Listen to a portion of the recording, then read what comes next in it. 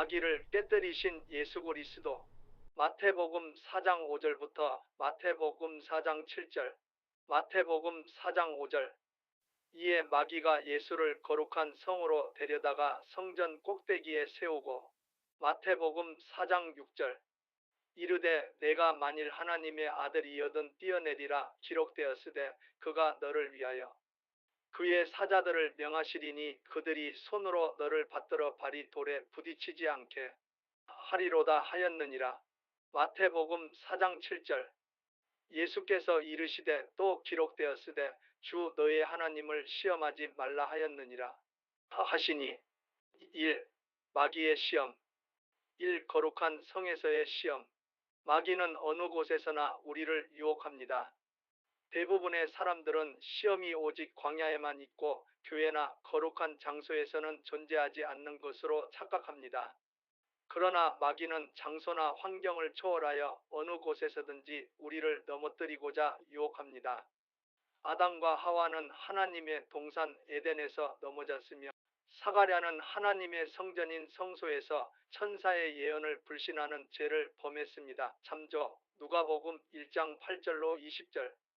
본문의 예수님 역시 광야에서 시험을 받으신 것이 아니라 거룩한 성에서 마귀에게 시험을 받으셨습니다.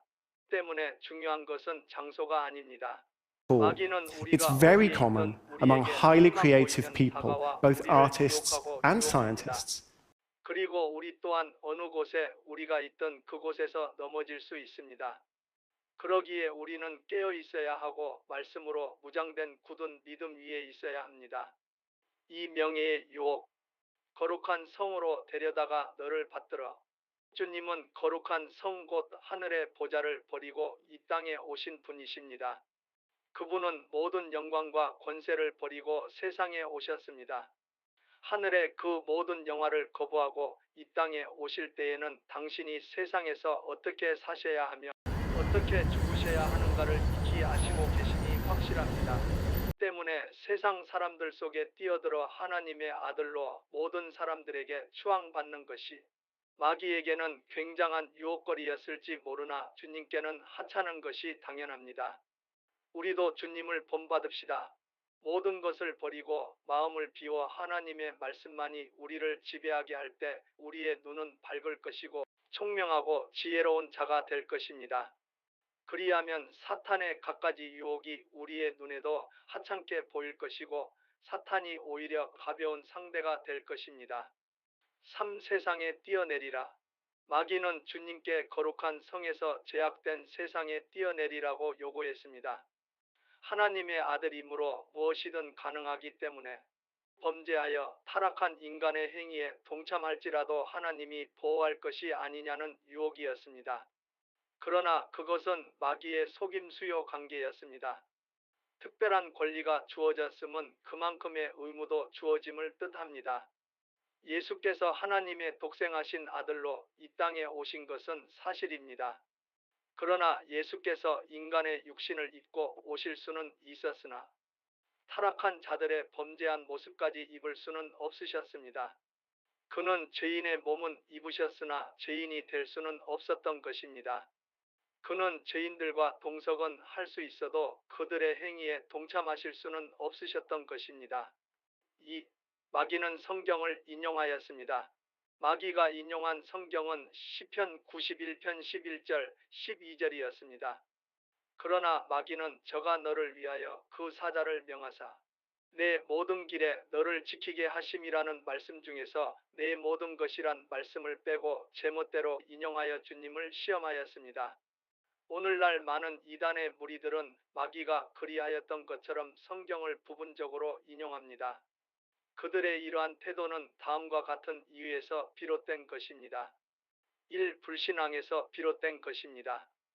천지가 없어지기 전에는 율법의 1.1핵이라도 반드시 없어지지 아니하고 다 이루리라고 하신 하나님의 분명한 말씀을 그들은 믿지 아니합니다. 때문에 그들은 그들의 이성으로 판단하여 합리적으로 이해되지 아니하는 것은 아예 그들의 성경에서 제해버립니다.